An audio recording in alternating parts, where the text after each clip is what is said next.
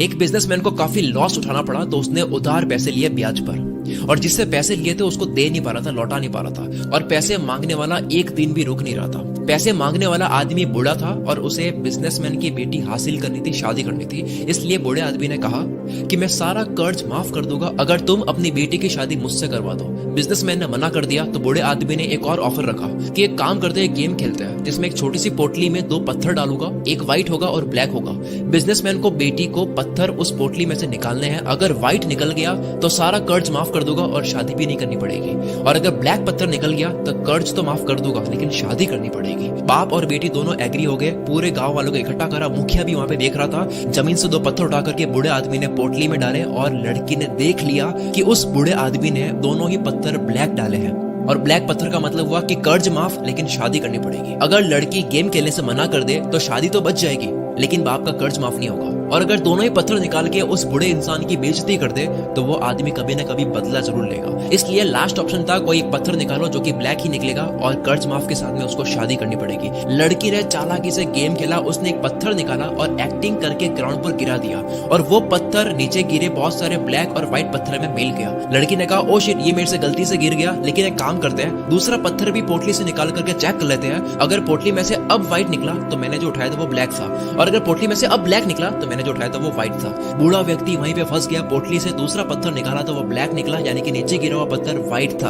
और ये पूरा गांव देख रहा था, मुखिया भी देख रहा था कि अब कर्ज माफ हो चुका है और शादी भी नहीं करनी पड़ेगी क्योंकि पत्थर जो उठा के नीचे गिरा दिया था गलती से वो व्हाइट था। इसे कहते हैं टफ सिचुएशन में चालाकी से दिमाग चलाना। इसी तरह से छोटी छोटी कहानियों के माध्यम से मैं आपको ऐसे ऐसे बड़े बड़े लेसन्स देने वाला हूँ जो आपके जिंदगी भर काम आने वाले हैं। तो बिना एक सेकंड भी बर्बाद करे आते हैं दूसरी कहानी पर। एक बिजनेसमैन बीच के किनारे बैठा था, मछुआरों को देखा तो बोला कि इतनी मछली पकड़ने में आपको कितना वक्त लग जाता है? मछुआरा बोला ज्यादा नहीं, थोड़ा ही लगता है। बिजनेसमैन तुम थोड़ी देर और फिशिंग करके कुछ और फिश क्यों नहीं पकड़ लेते, ज्यादा पैसा कमा लोगे।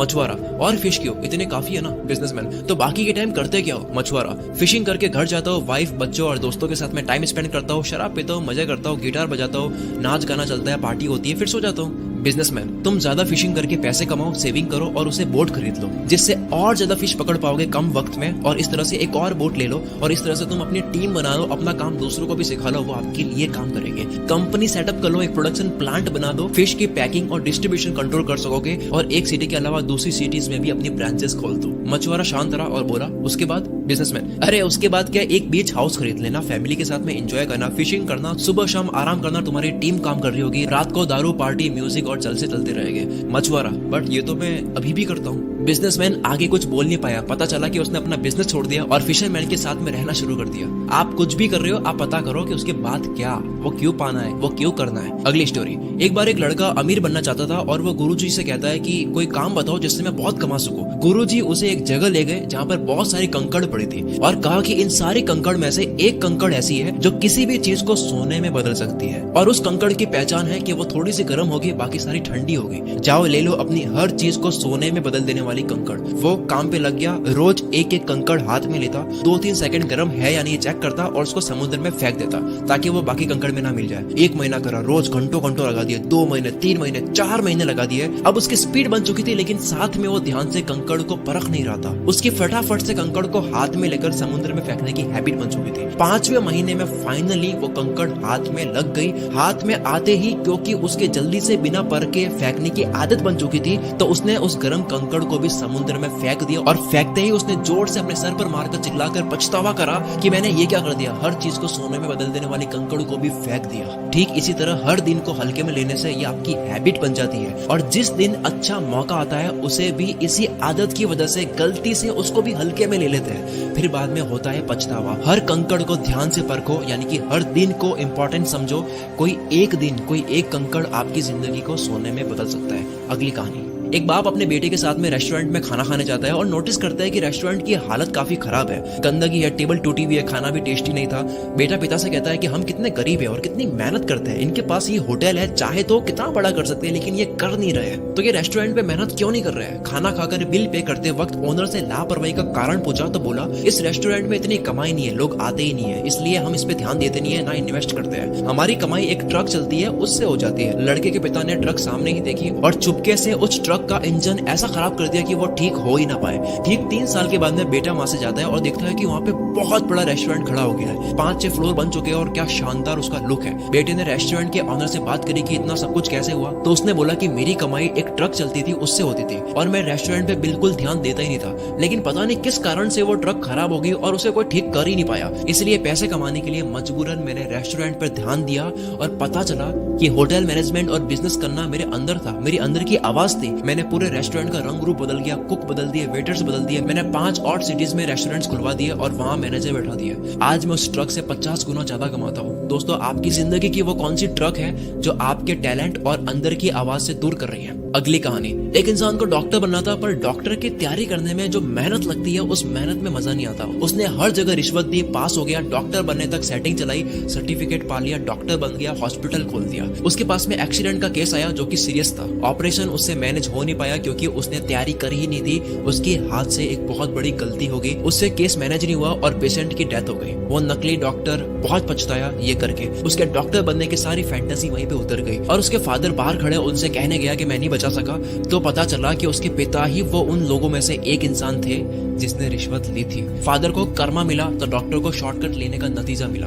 डोंट टेक शॉर्टकट, एक दिन कामयाबी संभाल नहीं पाओगे, तैयारी करो। नेक्स्ट स्टोरी, एक इंसान बुद्ध से अपनी किस्मत पूछने जाता है तो रास्ते में एक आदमी मिलता है। वो कहता है कहाँ जा रहे हो? वो बोला बुद्ध से मिलने जा रहा हूँ। तो बोला कि मेरी बेटी बोल नहीं सकती है, बुद्ध से पूछना कि वो कब बोलना शुरू करेगी। आगे गया तो जादूगर मिला, कहाँ जा रहे हो? बोला बुद्ध के पास जा रहा हूँ। तो बोला मेरा भी सवाल है, मैं स्वर्ग जाना चाहता हूँ लेकिन जा नहीं पा रहा हूँ, तो मेरा भी पूछ के आना कि मैं कब जाऊंगा। आगे गया तो एक कछुआ मिला, कहाँ जा रहे हो? बोला कि बुद्ध के पास जा रहा हूँ। तो बोला कि यार मैं काफी टाइम से ड्रैगन बनना चाह रहा हूँ, बन नहीं पा रहा हूँ, तो मेरा भी पूछ के आना। फाइनली बुद्ध से मिला तो वो बोले कि आप केवल 3 ही सवाल कर सकते हो। उसने सोचा कि मेरी तकलीफ तो काफी छोटी है, इन 3 लोगों की ही बोल देता हूँ। तीनों की तकलीफ सुनकर बुद्ध बोले कछुआ ड्रैगन बनेगा जब वो कवच छोड़ देगा, जादूगर स्वर्ग जाएगा जब वो अपनी जादू की छड़ी को छोड़ देगा, और लड़की बोलना शुरू कर देगी जब उसको लाइफ पार्टनर मिल जाएगा। वापस आते वक्त उस इंसान ने कछुए से कहा कि तुम अपना कवच छोड़ दो, ड्रैगन बन जाओगे। उसने जैसे ही कवच छोड़ा, ड्रैगन बन गया और बहुत सारे मोती गिरे, जो मोती उस इंसान ने रख लिए। आगे जाकर जादूगर से मिला और कहा कि तुम ये छड़ी छोड़ दो तो तुम स्वर्ग चले जाओगे। छड़ी छोड़ दी और वो छड़ी उस इंसान ने रख ली और वो स्वर्ग चला गया। उसके बाद में आखिर में वो लड़की से मिला तो लड़की ने आगे से ही बोल दिया कि तुम वही आदमी हो ना जो पहले आए थे। लड़की बोल पड़ी, मतलब वो इंसान उस लड़की का लाइफ पार्टनर बन गया। सबने कुछ ना कुछ खोया और कुछ पाया, लेकिन सबसे ज्यादा उस इंसान ने पाया जिसने अपने लिए एक भी सवाल नहीं करा। वो इतना दूर जाने के बाद भी अपना एक भी सवाल नहीं करा, उन तीनों के लिए सवाल करा, जिसे मिले मोती, जादू की छड़ी और लाइफ पार्टनर। जितना बड़ा त्याग उतनी बड़ी सक्सेस।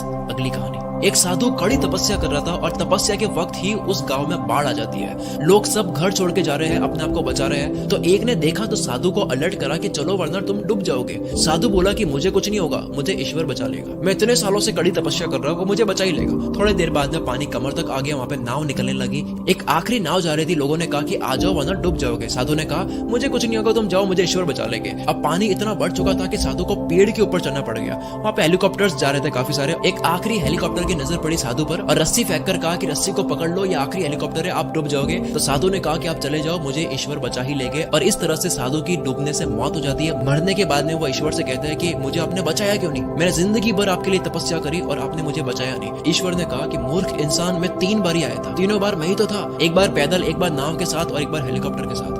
जब मौके होते हैं तब हम पता नहीं किसका इंतजार कर रहे होते हैं और हम एक्शन नहीं लेते हैं, और उसके बाद में जब वक्त निकल जाता है हम पछतावा करते हैं। अगली स्टोरी, कुछ बंदरों को एक पिंजरे में डालकर पिंजरे में केले लटका दिए गए। अब जैसे ही कोई बंदर केले खाने के लिए पास में जाता तो ऊपर से ठंडा पानी गिरा दिया जाता। पानी गिरने की वजह से सारे बंदर गीले हो जाते। अब क्योंकि कोई भी बंदर केले के पास जाता तो ठंडा पानी गिरा दिया जाता, तो उन्होंने नियम बना लिया कि कोई भी बंदर अगर केले के पास में गया तो उसकी धुलाई होगी। कुछ दिन बाद एक पुराने बंदर को निकाल करके एक नए बंदर को उस पिंजरे में डाल दिया। नए बंदर ने केले देखे, पास जाने लगा, उसको पता ही नहीं क्या होगा। केले के पास जाते ही बंदरों ने उसकी धुलाई कर दी। नया बंदर समझ ही नहीं पाया कि मेरी धुलाई हो क्यों रही है। फिर से एक और पुराना बंदर निकाल करके एक नया बंदर उसमें डाल दिया गया। अब जैसे ही वो नया बंदर फिर से केले देखता है, पास जाता है, उसकी भी धुलाई होती है। लेकिन इस बार इस धुलाई में पिछला वाला नया बंदर भी शामिल था, जिसको पता ही नहीं है कि धुलाई करनी क्यों है। ऐसे करते करते सारे पुराने बंदर जिनको पानी वाली बात पता है उनको निकाल करके नए बंदर डाल दिए जिनको पता ही नहीं है कि धुलाई करनी क्यों है। और इस तरह से सब एक दूसरे की धुलाई कर रहे थे, किसी को नहीं पता कि धुलाई क्यों कर रहे हैं। हम सब अपने सपनों को इसी तरह पीटते हैं। क्यों पीट रहे हैं किसी को नहीं पता, बस सिखाया गया है, कुछ सिस्टम बना दिए गए, क्यों है पता ही नहीं है। हो सकता है किसी के ऊपर ठंडा पानी गिरा होगा, यानी कि वो फेल हुआ होगा, जिसकी वजह से उसने कोई नियम बना लिया। अब लेकिन दिक्कत यह है कि आपके ऊपर वो ठंडा पानी नहीं गिरने वाला है, यानी कि आप फेल नहीं होने वाले हो। फिर भी आप उस पुराने नियम को मान रहे हो जो कि तब बना था जब वो फेल हुए थे, जब उनके ऊपर ठंडा पानी गिरा था। अगली कहानी, क्या आपको पता है कि बर्तन में पानी डालकर उसमें मेंढक डालें और उसको गर्म करें धीरे धीरे, तो मेंढक टेम्परेचर के अकॉर्डिंग अपने आप को एडजस्ट करना शुरू कर लेता है। लेकिन कहानी यहाँ से शुरू होती है। जब पानी गर्म होते होते एक लिमिट से ज्यादा गर्म हो जाता है, तब वो अपने आप को एडजस्ट नहीं कर पाता है और वो बाहर आ नहीं पाता है, क्योंकि उसके कूदने की एनर्जी खत्म हो चुकी है, वो घायल हो चुका है बहुत ज्यादा गर्म हो जाने की वजह से। उसने अपने सारी एनर्जी शुरू में ही अपने आप को एडजस्ट करने में दे दी। वो चाहता तो एक छलांग से उसी टाइम बाहर आ सकता था और आखिर में वो मर जाता है। मेंढक की मौत किससे हुई? गर्म पानी से नहीं हुई, मौत हुई राइट टाइम पर जंप ना लेने की वजह से। अच्छे वक्त का इंतजार मत करो, बस कूद जाओ, उसके बाद में सही कर दो। सब सही करने का सोचकर मत कूदो, क्योंकि कभी नहीं कूद पाओगे। और कहते हैं कि सबसे अच्छा कूदने का वक्त तब होता है जब आप तैयार नहीं होते हो, क्योंकि कूदने के बाद तैयारी होती है। अगली स्टोरी, एक औरत को अपनी सांस पे बहुत गुस्सा आता था। वो गई ऐसे इंसान के पास जो जहर दे सके। उसने कहा कि मैं जहर देता हूँ, पर इसको थोड़ा थोड़ा करके खिलाना है और 2 महीने बाद मौत हो जाएगी आपके सांस की। पर 2 महीने तक अपने सांस से अच्छे से बात करनी होगी, ध्यान रखना होगा, ताकि तुम्हारे पति को 1% भी शक ना हो। 2 महीने तक उसने थोड़ा थोड़ा रोज जहर दिया। बहुत मोहब्बत से रहती, उसका मन करता कि एक ही दिन में सारा जहर दे दे, लेकिन ऐसा करने से उसके पति को शक हो जाएगा, इसलिए उसने पहले बनाई। 2 महीने रोज थोड़ा थोड़ा जहर दिया, अपने सास के साथ में अच्छे से रही। 2 महीने होने ही वाले थे, वो जहर देने वाले के पास में गई और बोली कि कुछ ऐसा कर दो कि उनकी मौत ना हो, क्योंकि अब मुझे उनसे प्यार हो गया है, मुझे उनमें कोई कमी नहीं नजर आती है। दोस्तों, हर इंसान अच्छा लगने लग जाता है जब उनसे बनाने की कोशिश करता है। अगली स्टोरी, एक शूज के बिजनेस ओनर ने 2 लोगों को फ्रेशर पर लगाया और काम दिया कि जो इस काम को करेगा उसकी नौकरी रहेगी, बाकी दूसरा फायर हो जाएगा। दोनों को एक ही जगह एक आइलैंड पे भेज दिया और कहा कि जाके पता करो कि वहाँ पे हम कितने शूज बेच सकते हैं, क्या वहाँ पे बहुत बड़ी शॉप बन सकती है या नहीं। वहां जाने के बाद में देखा कि लोग जूते पहनते ही नहीं है। तो एक ने बॉस को मेल करा कि सर यहाँ पे तो लोग जूते पहनते नहीं है, हम बिजनेस यहाँ पे नहीं कर सकते। और दूसरे वाले ने मेल करा कि सर यहाँ पे तो लोग जूते पहनते नहीं है, ये तो अपॉर्चुनिटी है। इसका मतलब ये कि हम करोड़ों में कमाने वाले हैं, क्योंकि यहाँ किसी ने अब तक शूज पहनने स्टार्ट करे ही नहीं है, यानी कि सबको शूज खरीदने की जरूरत है। पॉजिटिव साइड देखने वाले की जॉब लग गई और दूसरा जो कहता था कि यहाँ पे शूज नहीं बेच सकते, उसको फायर कर दिया। कोई भी कमी होती है उसको अपने फायदे में इस्तेमाल करो, वहाँ पे परेशान मत हो। अगली स्टोरी, एक ऊंट का बच्चा अपनी माँ से कहता है कि हमारी कमर पर एक कुबड़ क्यों होती है। तो जवाब में मिला कि रेगिस्तान में पानी की कमी होती है, तो पानी को स्टोर हम कर सकते हैं। अगला सवाल करा कि हमारे पैर जो है वो फैले हुए क्यों होती है। तो माँ ने जवाब दिया कि ताकि रेगिस्तान पर अच्छे से चल सके। फिर सवाल करा कि हमारी आंखों की पलकें इतनी मोटी और बड़ी क्यों है। तो जवाब में मिला कि रेगिस्तान में तेज हवा में उड़ रही मिट्टी से बचने के लिए। ऊंट का बच्चा बहुत टाइम तक सोचने के बाद में बोलता है, हम अगर रेगिस्तान के लिए बने हैं, हमारी ताकत ही रेगिस्तान में रहने के लिए है, तो हम ये जू में क्या कर रहे हैं। हर इंसान की अपनी शक्ति होती है और उसका मैदान होता है, आपको वही करना चाहिए जो आपके लिए सही है। अगली स्टोरी,